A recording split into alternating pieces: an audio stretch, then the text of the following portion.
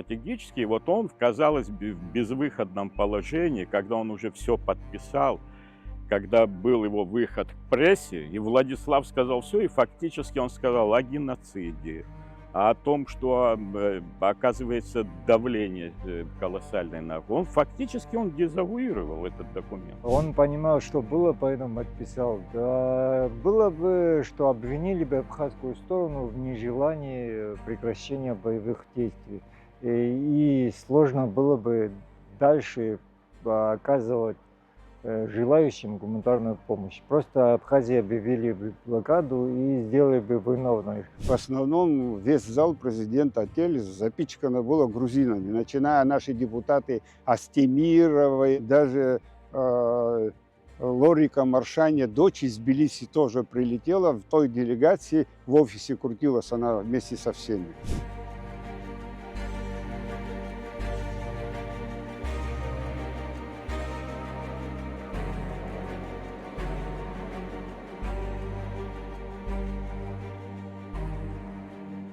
С нами хотят говорить только на языке пушек и автоматов.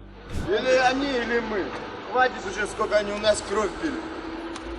Шел 20-й день полномасштабной грузино-абхазской войны. Драматические события развивались стремительно.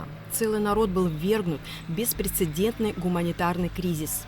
Альтернативы переговорам не было. Это единственная возможность донести до мирового сообщества, что же на самом деле происходит в Абхазии.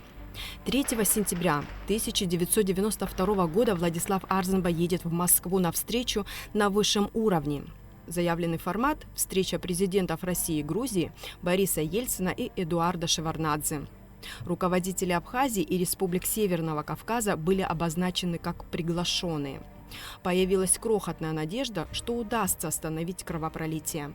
Переговоры могли состояться и раньше, но их намеренно затягивали, чтобы выиграть время и дать возможность Госсовету Грузии прорвать линию обороны абхазского ополчения на Гумисте.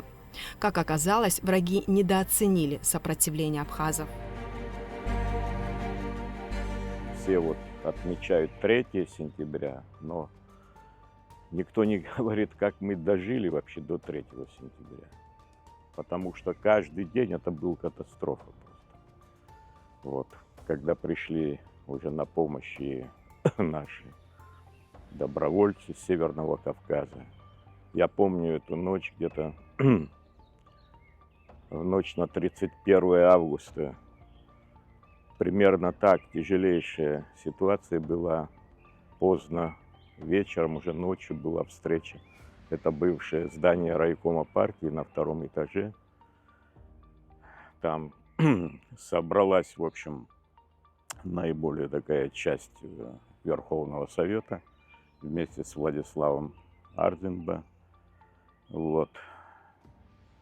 И принимались очень важные решения, потому что у нас была информация, что они готовят танковый прорыв на Гумисте. Вот. А это было очень опасно. Как вы понимаете, мы еще толком ни вооружения, ничего не имели. Не было всего этого. То есть я что хочу сказать? Вообще разговоры о том, что встреча будет первоначально, мало кто об этом вообще упоминает. Немало вообще, кажется, никто не упоминает. Но встреча должна была произойти 1 сентября. Понимаете? Потом ее начали откладывать. И в итоге отложили, непонятно было как, было какое-то молчание, были разговоры, что встреча будет, но вот какого? Потому что для нас каждый день просто, ну я говорил, грозил катастрофой. Просто катастрофа. Вот, держались, можно сказать, из последних сил уже.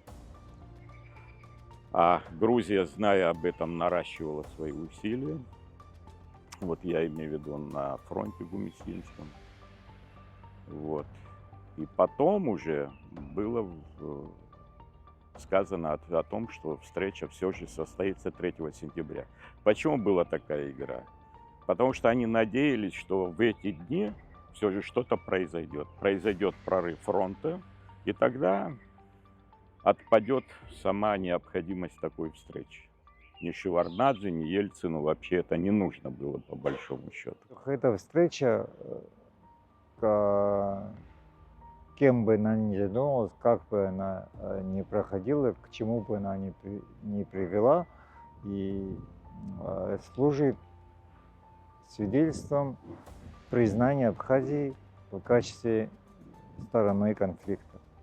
Если до этого говорили, что это конфликт внутреннее дело Грузии, и мы не будем разговаривать больше ни с какой стороной, кроме как грузинской, то само приглашение Абхазии на эту встречу говорит о том, что уже какая-то маленькая победа дипломатической абхазской стороны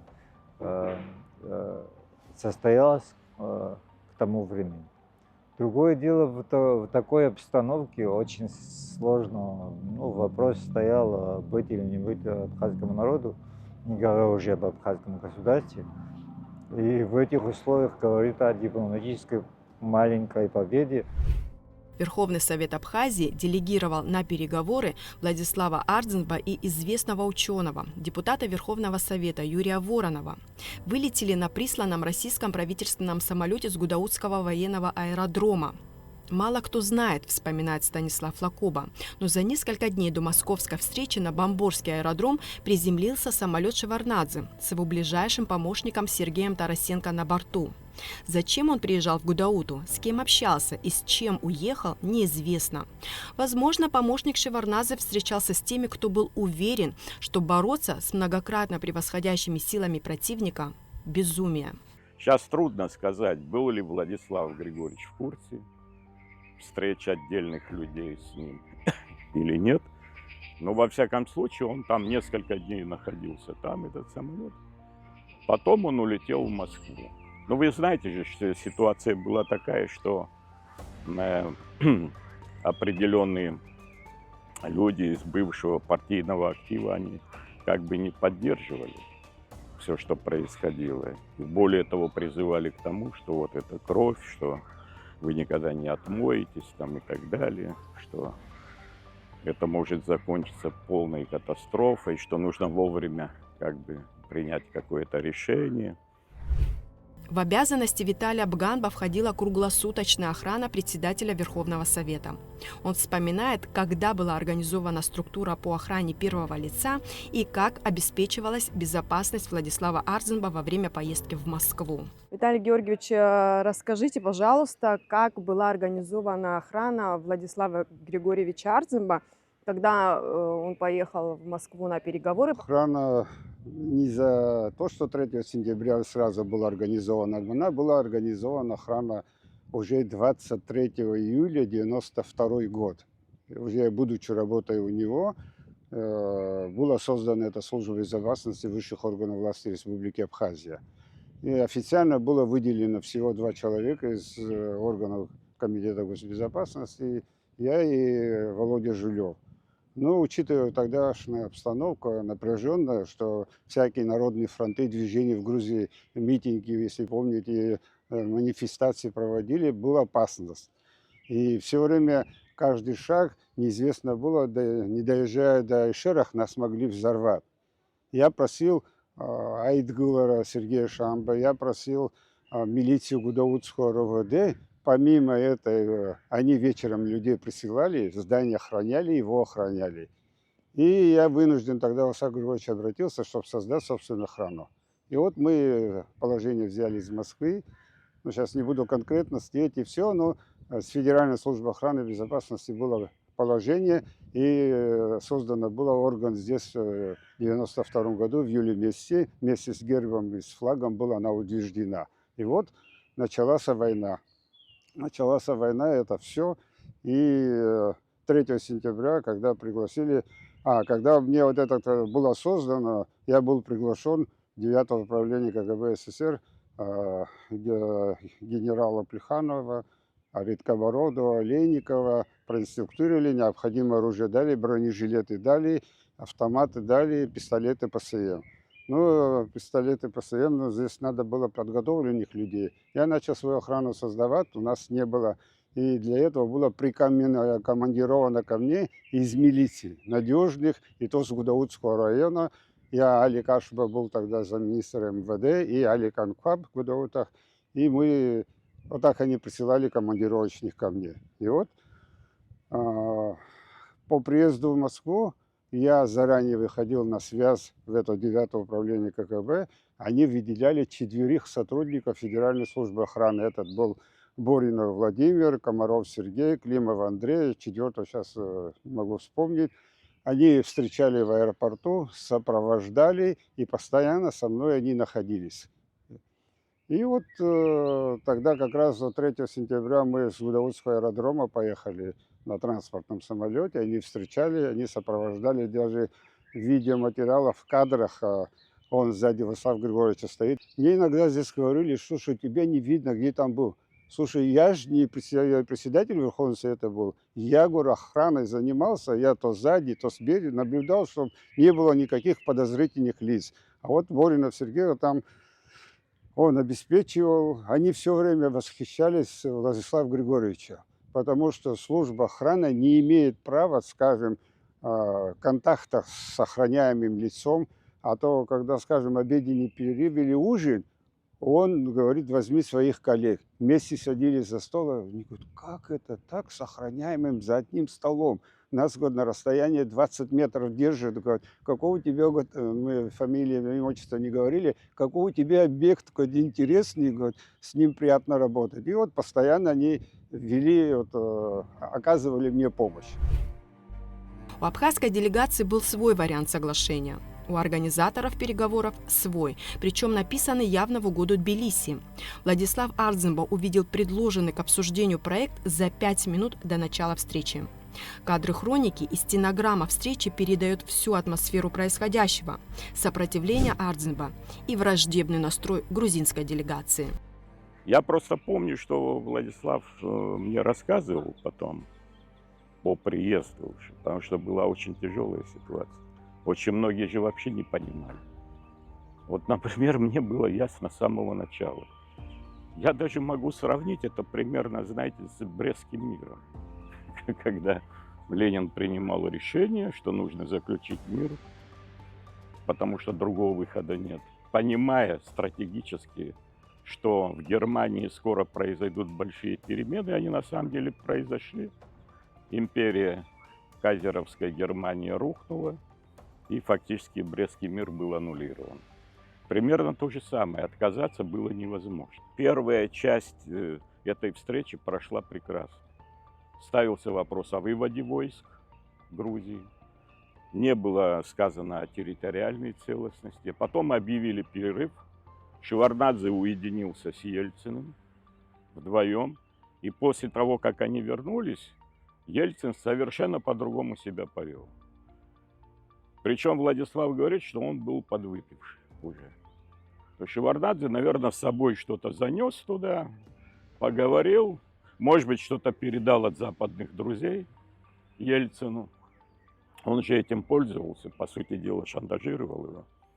И совершенно по-другому пошел разговор, вы знаете.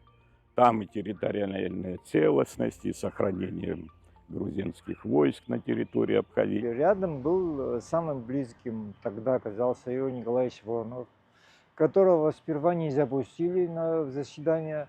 Ну, вы помните, это президент отеля это проходило, да? Его в зал заседания не пускали, Ивана Николаевича Воронова. Ему объяснили, вот, ну зачем, говорит, вот вы представляете сторону, есть другая сторона. Ну, там удивительно, вот была оккупационная власть, Надришвили, Китавани и так далее.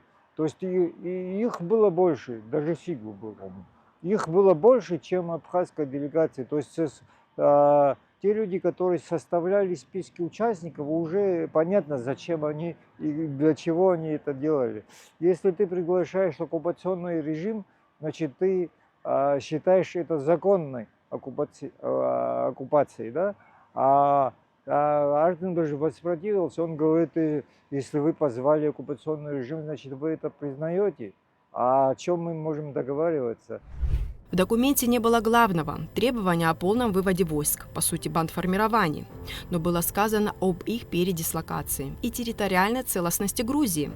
Владислав Ардзинба подчеркнул, что это политика силового давления, которая не учитывает интересы Абхазии. Самый главный вопрос там вывод войск, на чем он настаивал, а Грузия, соответственно, и естественно настаивала на том, что эти войска были введены, потому что надо было защищать железную дорогу, надо было защищать правопорядок и конституционный строй Грузии, который Абхазия нарушала, потому что хотела выйти из состава Грузии. Да?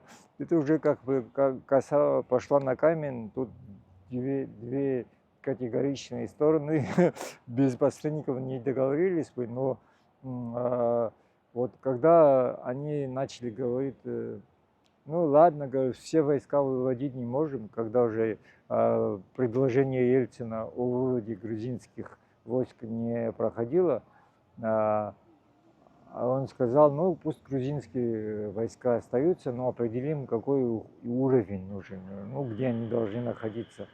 А Ардзинба говорит, если они там будут находиться, война не закончится, потому что эти войска, которые введены, находятся в состоянии войны с народом, который там живет. И пока главный конфликтогенный фактор, то есть войска, которые введены, они являются главной причиной той войны, которая там происходит. Если мы их не выводим, значит война не закончится. Напряженная атмосфера была не только за столом переговоров. Президент-отель был наводнен известными грузинскими политиками и личной охраной Шеварднадзе. Абхазская делегация была в меньшинстве, вспоминает Виталий Бганба. В основном весь зал президент-отель запичкано было грузинами, начиная наши депутаты Астемировой, даже Лорика Маршаня, дочь из Тбилиси, тоже прилетела. В той делегации в офисе крутилась она вместе со всеми. А я с этим дипломатом крутился, и еще второй, Леня Запщев был. И все, больше никого у нас не было. Навалом весь офис с этими нашими дипломатами, охрана шеварднадзевская, была забита офис. Ну, уже, когда переговоры начались, конечно, они зашли, мы же там туда доступ там мы не имеем права. Только вот эти российские сотрудники, ну, в зале где-то сбоку находились, наблюдали, в случае чего они дальше контролировали. В ходе переговоров Борис Ельцин предложил ввести в Абхазию миротворческий контингент и вместе с грузинской стороной охранять железную дорогу на всем абхазском участке. И эта инициатива не вызвала восторга у Шеварднадзе. Ну, не особо понравилась эта идея. Естественно, она не могла понравиться, потому что, как это вскользь было сказано, больше, как говорил потом Шеварднадзе, это на декларативном уровне, что-то такое он сказал, в виде предложения, как бы несерьезно. Но там был другой вопрос, тоже, который, в общем-то, не нравился, наверное, Шеварднадзе. Чтобы законные власти вернулись, была возможность для их возвращения. Ну а как можно было вернуться среди оккупационных войск в Сухум? Понятно, что это было невозможно. А потом уже разгорелась, да, вот так на самая настоящая битва. Владислав уперся, когда сказал нет. Как он мне говорил, справа человек сидит, слева меня толкают, это наши люди. В принципе, говорит, подписывай, они меня достали. А Воронов как-то потерялся, его оттеснили, вообще его... Да, он где-то в самом конце стоит. Нет, он просто... Его просто оттеснили. Владислав Ардзинба бился за каждую фразу, за каждую формулировку соглашения, упорно настаивая на том, чтобы в тексте вместо аббревиатуры АССР звучало нейтральное «Абхазия». Понимаете, в этот период уже Республика Татарстан, Республика Башкортостан, там Алтай и так далее, республики. А Грузия настаивала. СССР не было уже с декабря 1991 года. В 1992 году, чтобы была Абхазская АССР. Вот этот документ, а там была тоже Абхазская АССР, понимаете? Вот когда надо было, они уцепились за этот советский период, который они полностью отрицали. И вообще отказались от всех документов. И у нас практически ничего не связывало, по большому счету. Грузинская делегация в итоге настояла на размытой формулировке о передислокации войск вместо вывода. То есть ключевой фактор, дестабилизирующий ситуацию в Абхазии, был оставлен, а значит, соглашение было заведомо невыполнимое. Что удалось, так исключить из документа факт осуждения добровольческого движения в поддержку Абхазии. Это был принципиальный вопрос, который повлиял на весь дальнейший ход войны. Мы шли на помощь своему братскому народу. Сколько дней? Мы, если честно, наша группа, которая выехала, мы 6 суток добирались сюда. Самый главный вопрос, моральный вопрос был, когда, конечно, туда включили пункт по поводу конфедератов. Вот, и он сумел это отстоять. Он еще раз объявили еще раз перерыв.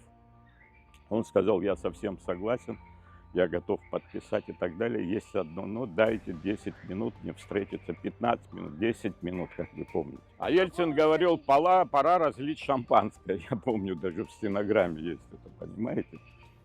Вот, ну и, в общем, короче говоря, он отстоял этот пункт. И, кстати, это была вообще грандиозная провокация. Потому что тут же запустили, что он якобы подписал этот документ. А потом пошло уже опровержение. И вот нужно сказать, я не знаю, каким образом, но это, видимо, намеренно все же слили определенные силы, которые все же поддерживали Абхазию и Владиславу, потому что вдруг у Руслана Хашика оказался на руках этот документ, стенограмма. Это же вообще закрытые, суперсекретные документы, они на самом деле по 20-30 лет вообще закрыты. И тут же этот документ, в общем, разошелся, понимаете? Ну, со всеми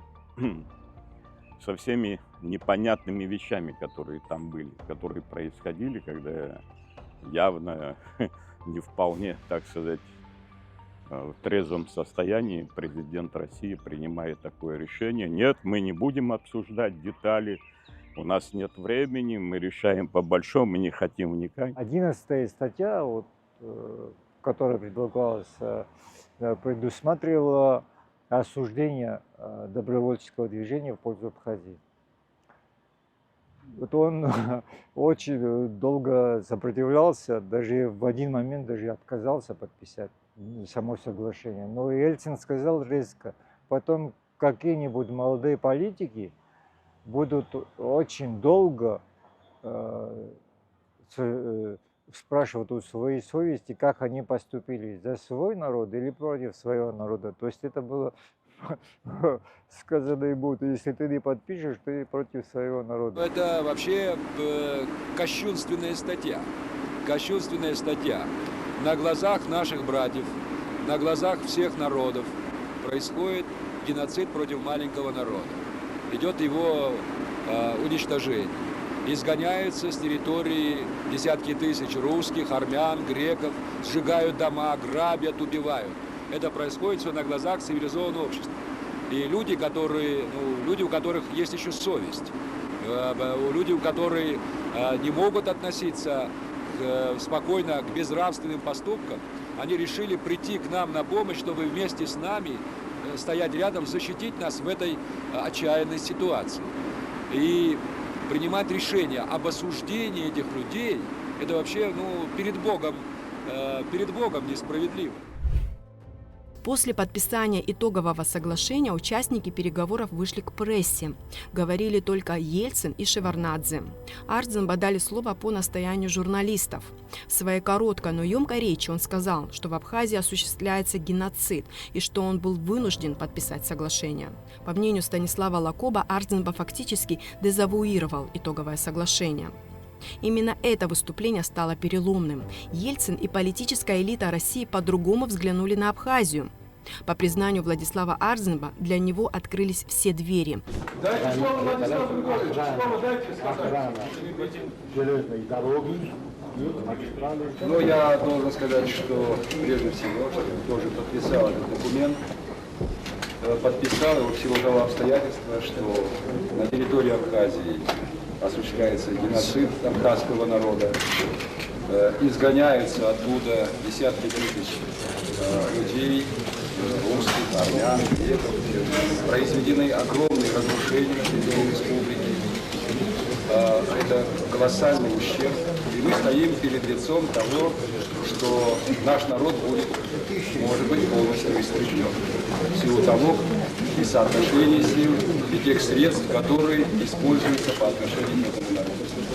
И сейчас, коль есть возможность в какой-то мере не допустить дальнейшего кровопролития, и появилась такая возможность, я тоже подписал этот документ, хотя отдаю себе отчет в том, какие значительные подводные камни есть под всем этим документом, что, в принципе, может привести к серьезным последствиям. Но я здесь надеюсь, очень надеюсь и на позицию Бориса Николаевича Ельцина, на позицию руководителей республик, которые твердо заявили, что в этой очень сложной ситуации, и материальной, и другой, они окажут всяческую поддержку и не допустят ни истребления абхазского народа, ни дальнейшего попрания прав человека в Абхазии. В тот момент он просто спас Абхазию, конечно.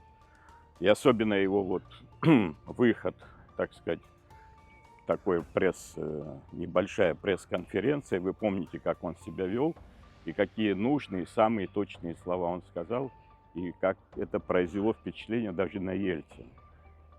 И я знаю, как мне говорили, потом смотрела Наина Иосифовна, вот эту передачу, жена Ельцина. И она говорит, что вы с этим парнем сделали? Как вы себя вели? Это что такое? Но Ельцин, как вы помните, он там тоже сказал, что он дает гарантии своей личной России, что она не допустит там геноцида и так далее. Это был главный вопрос.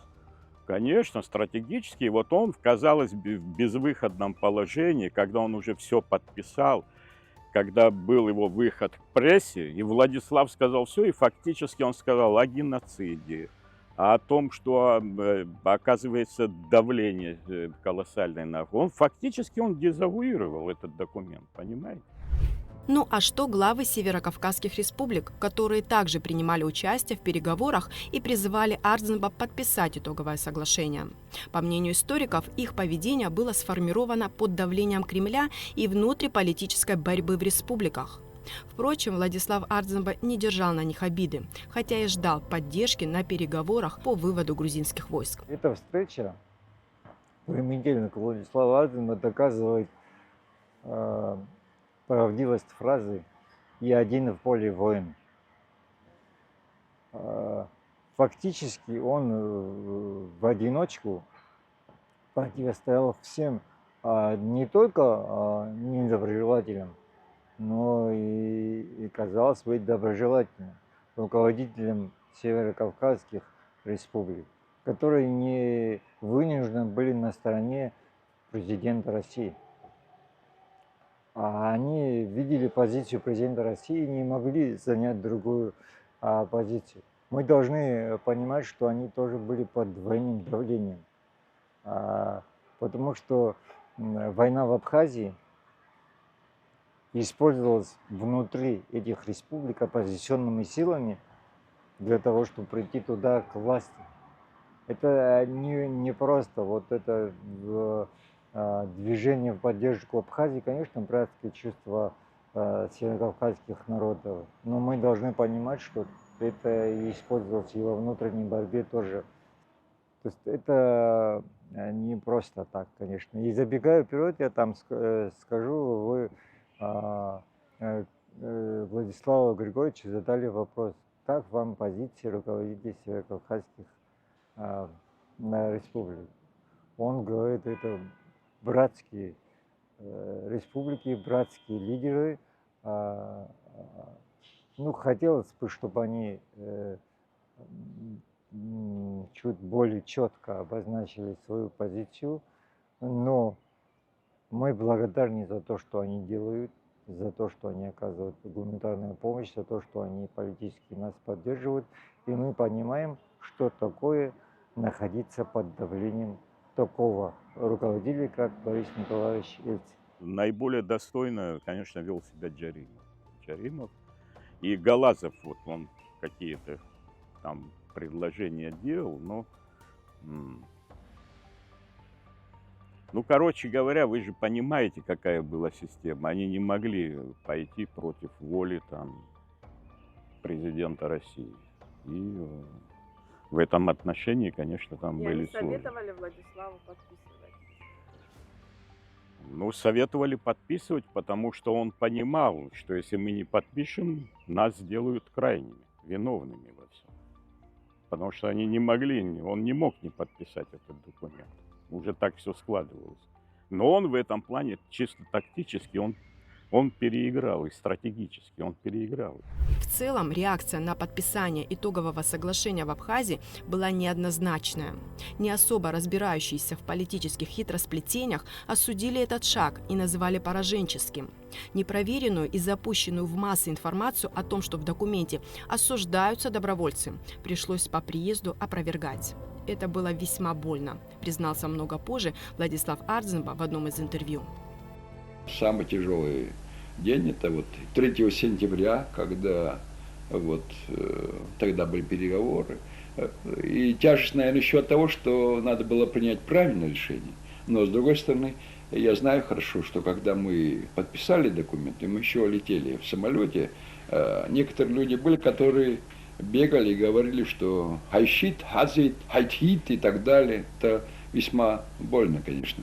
А с другой стороны, если бы мы не приняли бы правильное решение, то события могли развиваться совершенно иначе. Вот это все же в какой-то момент принять правильное решение чрезвычайно важно. Ближайшее окружение, некоторые родственники его, я помню, как они говорили, как они осуждали, это что такое, это в момент переменились. А потом опять перевернулось все стало прекрасно. Пошла утечка варианта, который предлагался с моментом осуждения добровольческого движения. Я не знаю, почему пошла, но пошла утечка информации. Все услышали, что был подписан документ, где осуждалась позиция добровольцев. Ну, это Руслан Ашик, по-моему, тоже рассказал, потому что он был там. Он тоже рассказывал, что ему потом Владислав Григорьевич поручил найти тот вариант документа, который подписали, чтобы это было опубликовано. То получалось, что он подписал факт осуждения добровольцев. Потом, вот почему я сейчас вспомнил, это потом Сосналиев говорил, что пошли разговоры по Северному Кавказу, сразу распространилось это. И Сосналиев потом говорил, что когда они узнали, говорит, сказали, наш Владислав не мог подписать такое. Сентябрь опять для меня тяжел тем, что в тот же практически день и стала мама, это тоже человек, ну, президент же тоже человек, у него, так сказать, помимо этих государственных проблем, там, которые стоят, ответственность за судьбу Родины, за судьбу человека, есть и еще, собственно, свои личные, когда надо найти вот как дыхание для того, чтобы продолжить все, что ты делал. Дальнейший ход политических и военных событий показал, что этот эпизод стал переломным в ходе грузино-абхазской войны. В известном интервью в самолете Ардзинба выглядел уверенным. Он еще раз подчеркнул, что это был вынужденный шаг, иначе мировая общественность обвинила бы абхазскую сторону в срыве переговоров и в нежелании останавливать кровопролитие. Могла последовать полная экономическая блокада и закрытие границы по реке Псоу. Ардзинба сказал, что за все принимаемые им решения он несет персональную ответственность. Многие, наверное, найдутся люди, которые скажут вам, что вы могли уйти с переговоров, не подписав документ.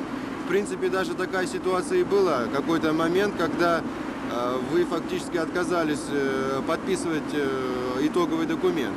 Вот что бы было, вот на ваш взгляд, если бы Абхазия одна, оставшись наедине со всей этой массой, с Россией, с руководством Северного Кавказа, Грузии, не подписала итоговый документ? Вот ваш прогноз. Ну, я как раз, как вам сказать, здесь даже сложилось у некоторых наших коллег из парламента и других впечатление, что вот это подписание документа, в самом подписании документа сказалось влияние некоторых наших коллег и парламентариев, и других, которые участвовали в переговорах.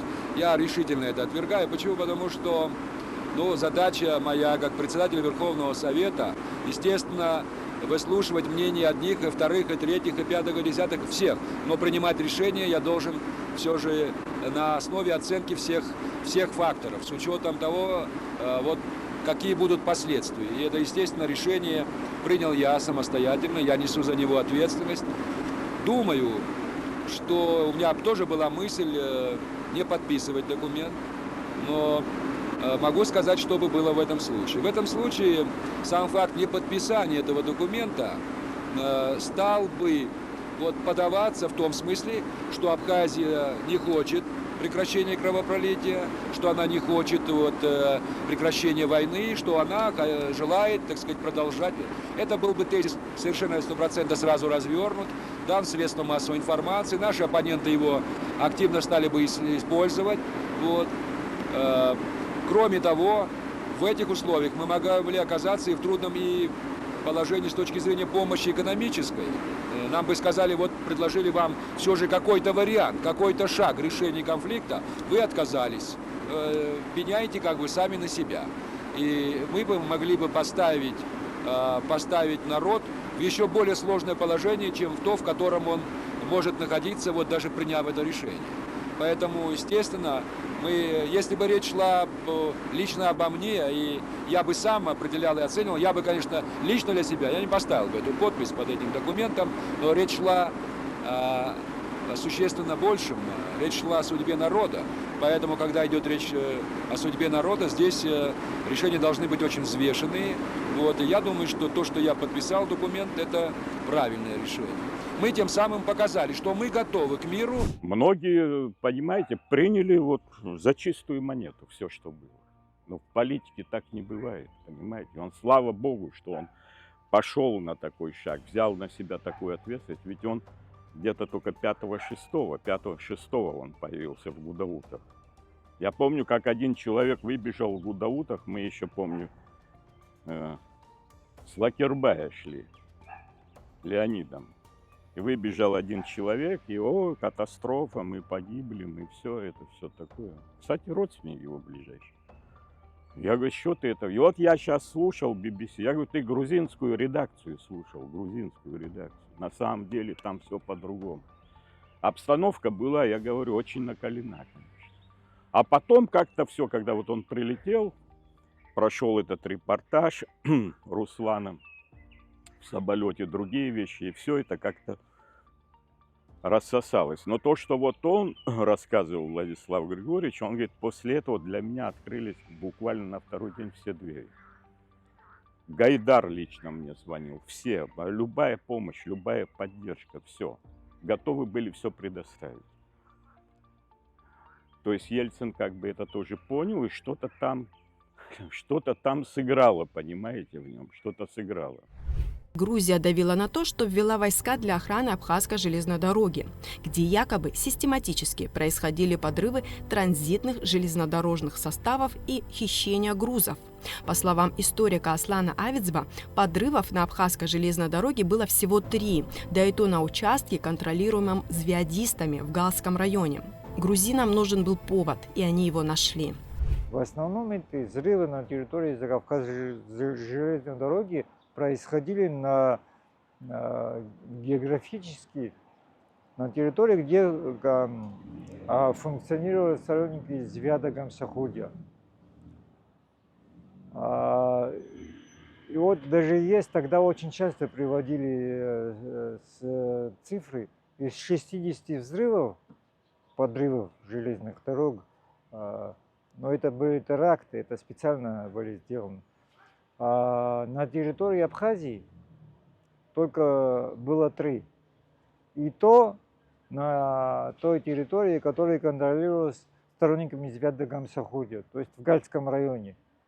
Но это было сделано как повод для того, чтобы ввести для охраны железной дороги. Конечно, были и грабежи вагонов, поездов на территории другой части, но их было 1 или 2, это не может служить поводом для введения войск. Но потом они, как помните, отказывались. Они поэтапно выдвигали причины ввода войск. Там, освобождение грузинских заложников, которых взяли в плен в Челенджихе, взяли в плен там звядисты. Потом их завезли в Гали. Потом их в тот же день освободили, но почему-то войска не вывели. Станислав Лакоба убежден, московскую встречу нужно рассматривать в контексте последующих событий. Московское соглашение вступило в силу 5 сентября в 12:00. Через 10 дней начались обстрелы абхазских позиций. 25 сентября Шеварднадзе отправился на заседание Генеральной ассамблеи ООН в Нью-Йорк, где обратился за помощью к Западу и обвинил во всех неудачах Россию. В ответ Верховный Совет России потребовал немедленно вывести грузинские войска с территории Абхазии. В Москве, наконец, поняли, что Грузия не собирается вступать в СНГ и держит курс на Запад. А дальше удивительная вещь произошла. Они стали нарушать Грузию. Это соглашение, понимаете? Хотя там были приняты некоторые решения. А потом, более того, он поехал на Генеральную ассамблею ООН в Нью-Йорк. И там выступил со своей известной речью в «Свободной Грузии», так и опубликовано было: «Лилипуты опутали тело Гулливера». То есть он в роли Гулливера, а лилипуты — это абхазцы, которые такую угрозу глобальную представляют для всех. Понимаете, он там выступил. Но это хорошо. Он там выступил 25 сентября 1992 года. Он выступил в Нью-Йорке, но на этом не ограничился и стал обвинять Ельцина и Россию в том, что Россия, по сути дела, не оказывает ему якобы поддержку, и потом это для него как бы позорно было, как бы Абхазии какой-то там проигрывать, говорить, что конфедерация — это бумажный тигр, как они говорили, понимаете? И здесь вдруг такой. Вот когда он не успел еще сойти, говорят, с трибуны ООН, уже Верховный Совет России принял постановление о положении на Северном Кавказе в связи с ситуацией в Абхазии, кажется, так называл, где призвал к выводу войск и вообще, в общем, радикально очень произошло все. И тогда Ельцин, то есть Шеварднадзе, решил, что это вообще катастрофа, и он полетел не в Тбилиси, а сразу в Москву. Полетел в Москву, и как он сам пишет, что Ельцин меня очень прохладно встретил. А своему окружению Ельцин сказал, что он из себя возомнил. Он под собой не имеет даже банановую республику. Это Ельцин сказал о Шеварднадзе. А до этого его селяне ему говорил: слушай, вступай в СНГ быстро, еще до войны, накануне. Но он говорит: нет, надо сначала разобраться с Абхазией. Это вот Шеварднадзе, на самом деле, натуральный такой он был. И тогда этот Джаба, учитывая его такую цветистость речи, он даже сказал: слушай, если в Москве чихнут, у нас будет двустороннее воспаление легких. Понимаешь? Это еще до войны было. Вот. Но это и произошло. И это он почувствовал, Шеварднадзе, что что-то не то происходит. Но дальше, да, и с этого времени вообще пошла уже другая команда, видимо. То есть и Ельцин, и Грачев, который дружил там, вроде дружил в кавычках с Китова, они его поддерживали. Он понял, что они играют, ни в какое СНГ они не собираются вступать, держат курс на Запад. И тут, понимаете, как говорится, вожа под хвост попал. Наконец прозрели там в России Ельцин и так далее. Они решили, что в этом есть какая-то опасность.